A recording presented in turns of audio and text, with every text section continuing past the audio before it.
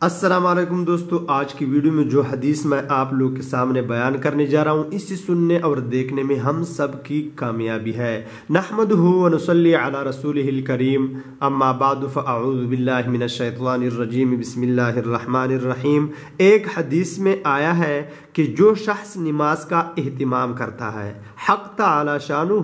5 طرح سے اس کا اکرام و اعزاز فرماتے ہیں۔ ایک یہ کہ اس پر سے رزق کی تنگی ہٹا دی جاتی ہے، دوسری یہ کہ اس سے عذاب قبر ہٹا دیا جاتا ہے، تیسری یہ کہ قیامت کو اس کے اعمال نامے دائیں ہاتھ میں دیے جائیں گے، جن کا حال سورۃ الحاقہ میں مفصل سے مذکور ہے کہ جن لوگوں کے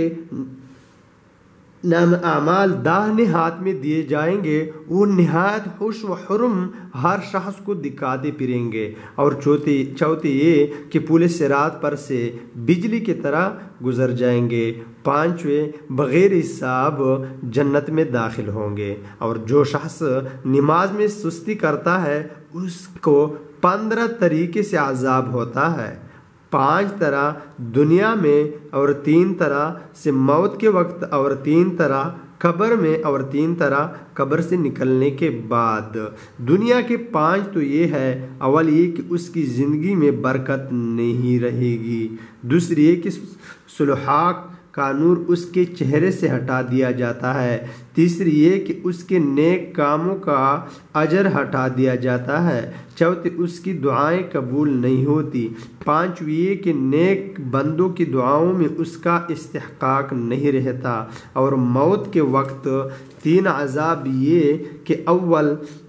ذلت سے مرتا ہے، دوسرے بھوکا مرتا ہے، تیسرے پیاس کی شدت میں موت آتی ہے، اگر سمندر بھی پی لے تو پیاس نہیں بجھتی۔ قبر کے 3 عذاب یہ ہے، اول اس پر قبر اتنی تنگ ہو جاتی ہے کہ پسلیاں ایک دوسرے میں گھس جاتی ہے، دوسرے قبر میں آگ جلا دی جاتی ہے، تیسرے قبر میں ایک سانپ اس پر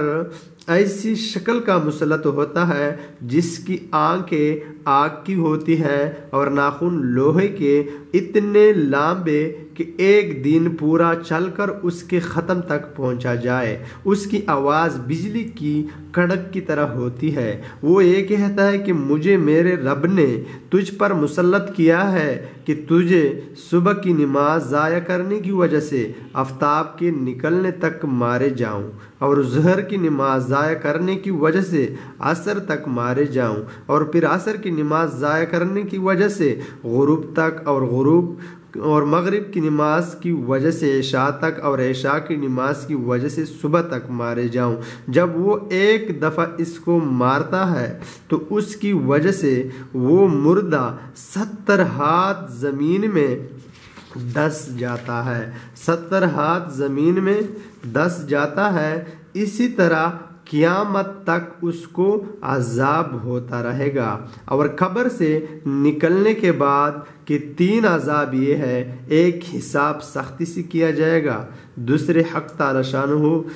کا اس پر غصہ ہوگا، تیسرے جہنم میں داخل کر دیا جائے گا۔ یہ کل میزان 14 ہوئی، ممکن ہے کہ 15 بھول سے رہ گیا ہو، اور ایک روایت میں یہ بھی ہے کہ اس کے چہرے پر 3 سطریں لکھی ہوئی ہوگی، پہلی سطر اللہ کے حق کو ضائع کرنے والے، دوسری سطر